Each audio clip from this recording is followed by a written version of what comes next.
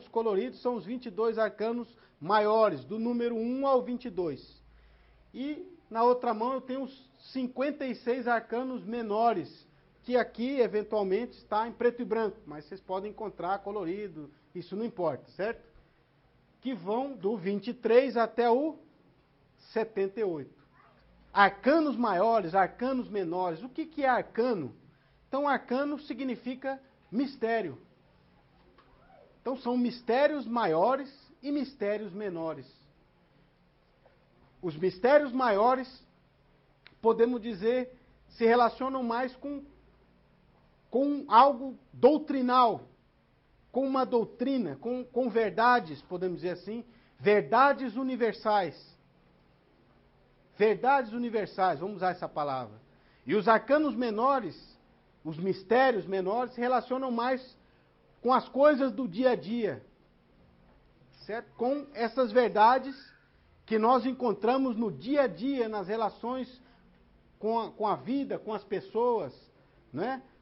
Com o trabalho, etc, etc. Então, está mais relacionado com o dia a dia, enquanto as cartas maiores com verdades universais, com mistérios maiores. Claro que todos esses mistérios, maiores e menores, estão dentro do próprio ser humano e vão se revelando na vida de cada um, à medida que ele vai aprendendo a viver inteligentemente, sabiamente. Ele vai se tornando um filósofo, o sábio filósofo. 22 arcanos maiores. Vamos ver aqui uma soma, né? Só antes de falar sobre essa soma aí, é importante nós citarmos que vocês vão ver posteriormente que o tarô ele é composto por símbolos e por números. Então, seria muito difícil aprofundar no estudo do tarô sem estudar a Cabala, que é a ciência dos números, né? Então, é muito importante compreender o significado, o valor de cada número, já que o tarô é composto pelo símbolo e pelo número. Na verdade, o tarô é mais poderíamos dizer, ele é uma explicação simbólica da verdade que traz o número. Então, estudar a Cabala, estudar o número é importantíssimo para entender mais profundamente o tarô. Em outra oportunidade, também, Deus queira aí, cara, viu, pode, né, organizar uma outra oportunidade para que nós possamos fazer um curso de Cabala, né, que nós possamos também estudar um pouco sobre a ciência dos números, sobre a numerologia, sobre a Cabala hebraica e etc. Então são 22 arcanos maiores. Por que são 22?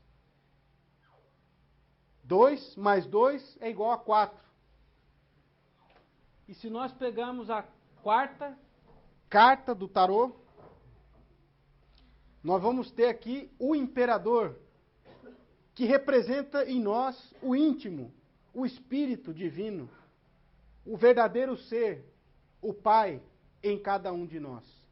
Então, os 22 arcanos maiores do tarô representam a sabedoria do Pai, de Deus Pai.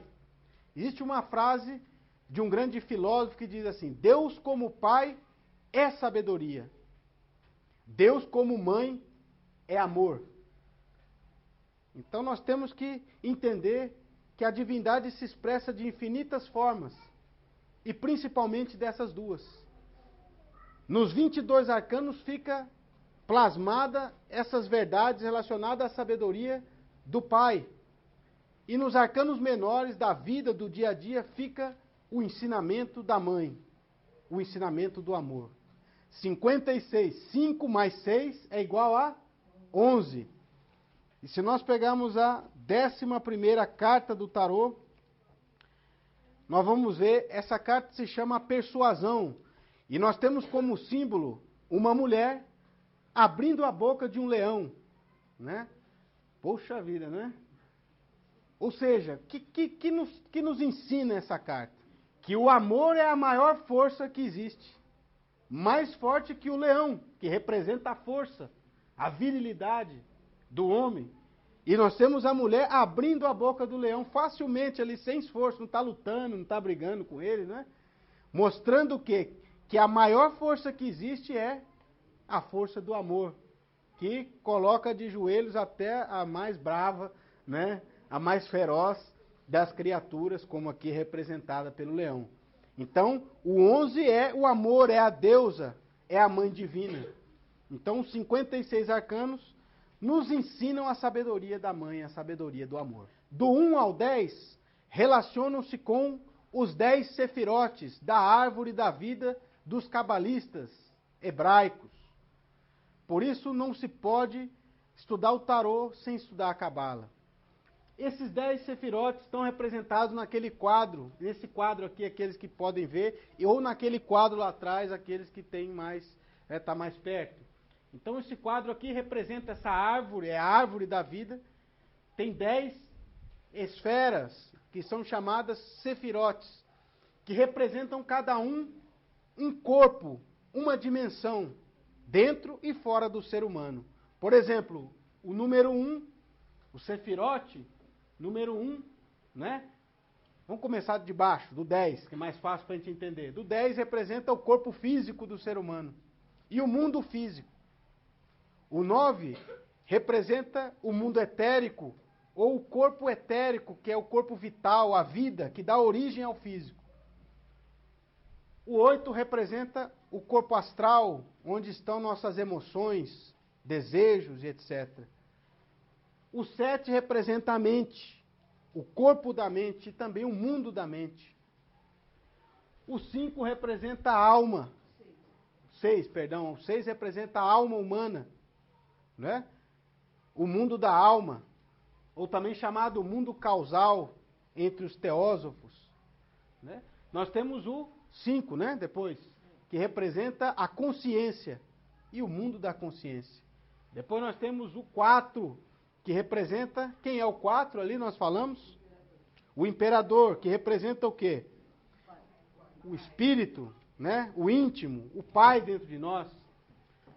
Vamos chamar de espírito, porque o pai está mais acima, nós vamos ver no número 1, tá? Então depois nós temos o 2, que representa o 3, que representa na Trindade o Espírito Santo. O 2, que representa o Filho, o Cristo. E o 1, que representa o Pai, certo? Então todos esses sefirotes se encontram dentro e também fora de nós. As cartas de 1 a 10 estão relacionados com esses sefirotes. Por exemplo, então o número 1. O número 1 representa qual sefirote? O primeiro, que é o Pai. Então aqui nós temos uma carta que representa o Pai, que é chamada o Mago, né? Representa o Pai. É interessante nós compreendermos por que se associou o número 1 ao Deus Criador. Por quê? Graças a Deus a gente não acha que o número 1 é esse pauzinho aqui. Entende? Porque é triste quando nós simplesmente associamos o número com o seu símbolo. O símbolo não é um número. Não é verdade? O símbolo é simplesmente um símbolo, que representa o número. É uma vestimenta, podemos dizer assim, para o número. Assim como o nosso corpo é uma vestimenta para a nossa alma, o nosso espírito. Pensar que o número é esse pauzinho é a mesma coisa pensar que esse corpo aqui existe sem uma alma, certo? Então, o número em si é uma entidade vivente, é uma força da natureza. Ou seja, o 1 está em toda a criação, está em tudo. Por isso ele é associado ao Deus Criador, né? Ele é também o início, é o primeiro, né? É o ponto matemático, assim representavam Deus, um ponto dentro do círculo. O primeiro, o que inicia, aquele impulso primordial, volitivo, que deu origem a todas as coisas. Por isso, o número 1 não representa Deus. Ele é Deus. Compreender o que é um número é compreender a ciência de Deus, o que ele usa para criar e para continuar criando. Entende? O número 6 não representa a nossa alma, ele é a nossa alma. porque é o desdobramento dessa unidade, o sexto desdobramento dessa unidade, que vem a ser o ser humano, a alma humana. Por isso que é tão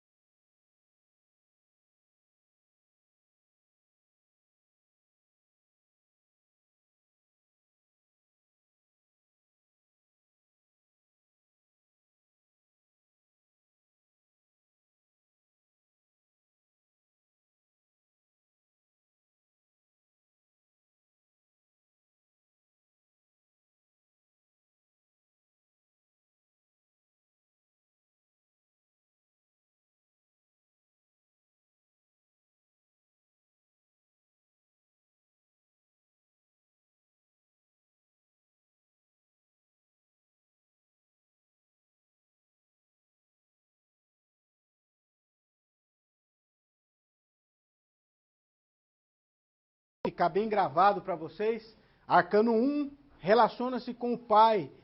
O nome hebreu na Cabala, se vocês estudarem algo cabalístico, vocês vão encontrar com esse nome. Keter representa o Pai, certo? O Arcano 2 relaciona-se com Shokimah da Cabala, o segundo Sefirote, que é o Filho, o Cristo. O Arcano 3 com Binah, o Espírito Santo. Arcano 4, com Shezed, o íntimo, o Espírito Divino. O Arcano 5 com Geburah, que é Budi, o Buda, a consciência do ser humano. O Arcano 6, Tiferet, também conhecido como Manas, ou a alma humana, a alma humana. O Arcano 7 é Netzah, a mente. O 8 é Hod, o astral, o emocional. O 9, Gesod, o vital, mundo, corpo vital, o corpo etérico, a vida. E o Arcano 10, Malkut, o reino, o fundamento, que é o corpo físico ou o mundo físico. Os arcanos menores também se dividem, tá? Não em duas, mas em 4 partes. Por quê? Os mistérios da mãe, a mãe, que mãe? Quem é a mãe divina? É a natureza, claro, é o amor, tudo isso vocês falaram. Mas fisicamente ela se expressa como? Essa deusa mãe. É a natureza, é a mãe natureza. Né? É aquilo que nos criou, nós somos todos filhos da natureza. Então a mãe, Deus mãe, se revela na natureza, na fertilidade da natureza, como diz aí uma oração. Né? Então, os mistérios da mãe se encontram na natureza. E está baseada nos 4 elementos da natureza. Quais são esses elementos? Do arcano 23 ao 36, relaciona-se com o elemento terra. Paulo. Do 37 ao 50, elemento água. Do 51 ao 54, elemento ar. E do 55 ao 78, elemento fogo. Então, relaciona-se com os 4 elementos. No estudo dessas cartas, nós devemos, que cartas? Esses arcanos menores. Devemos considerar as características positivas e negativas de cada elemento da natureza. Poxa, mas o que é isso, né? Nós somos filhos da natureza, não somos? Tudo que existe, as plantas, os minerais, vegetais, animais e, consequentemente, nós, humanos, somos formados por esses 4 elementos. Dentro de nós existem esses elementos, tanto na nossa constituição física, como na nossa constituição psíquica, psicológica. E esses elementos, quando estão em harmonia, produzem certos valores, certas virtudes na nossa parte psíquica. E quando estão em desarmonia, também produzem certos comportamentos negativos, certos elementos negativos dentro do nosso mundo psicológico. Vamos ver quais são esses elementos. Vamos lá. Oi. Elemento terra. Ele traz como consequência negativa do seu desequilíbrio questões relacionadas com o materialismo, com os apegos, com a avareza. Mas também tem a sua parte neutra, podemos dizer assim, que é a busca da estabilidade. Por ser um elemento fixo, denso, material, ele nos dá essa capacidade de aquietar-se, de ficar tranquilo, sossegado. Depois, em outras oportunidades, podemos também falar algo sobre a astrologia. E nós vamos ver que os signos relacionados ao elemento terra, por exemplo, touro, né? É aquele sujeito tranquilo, né? Sossegado. Por quê? É característica do elemento terra. Né? Caseiro, a não ser que pise no pé dele, né? Que aí vira o touro. Né? Pisa no casco, né? Vamos lá. Elemento água, em desequilíbrio, traz luxúria, paixões, questões relacionadas à sexualidade. Também tem relação com a saúde, já em situações neutras aí, né? Questões com a saúde. Quando o elemento água está desequilibrado em nós, ele nos traz muita debilidade, muita enfermidade. Esse sistema imunológico baixo é uma... Porque pode perceber, nós estamos em desequilíbrio o elemento água. Em outras palavras, nosso emocional está fraco, está desequilibrado.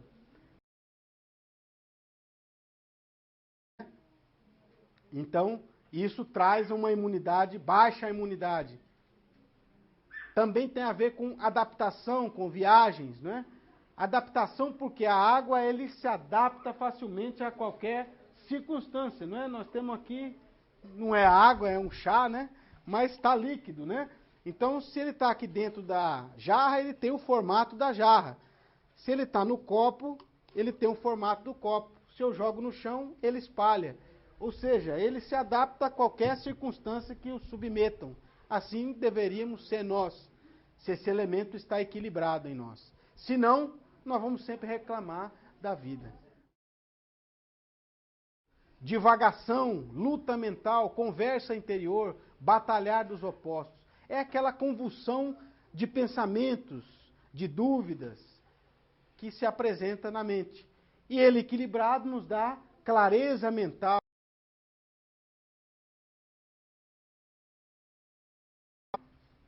Dá todas essas características, que é o contrário de todos esses elementos negativos. E por último, aí, o elemento fogo, né? Que traz como consequência do seu desequilíbrio a ira, a violência, brigas, paixões. Mas também como parte positiva traz a segurança, a força, o domínio. O tarô é composto de simbologia e numerologia, o que a gente já falou. Portanto, ao estudar a carta, devemos refletir sobre ambos. Sobre o número, como a gente falou agora, compreender isso da importância do número é fundamental. E sobre os símbolos da carta. Nós vamos, infelizmente, não podemos entrar em toda a carta e explicar sua simbologia. Mas vamos deixar uma visão geral e dar assim, livros, bibliografia para vocês pesquisarem. Mas o que a gente quer dizer com isso? Que ao sair uma carta como essa, por exemplo, 1, nós devemos refletir sobre o conteúdo do número, olha lá, o ponto dentro do círculo. E devemos também refletir sobre os símbolos. Por que tem um cubo aqui? Né? Por quê? Por que esses olhos? Por que essa espada? Por que esses elementos aqui nesse símbolo? Outro detalhe, primeiro devemos estudar as cartas, uma por uma. Conhecer seus símbolos, seu conteúdo, gravá-las de memória. E só então passar à prática da predição. Nós vamos ensinar aqui técnica de predição.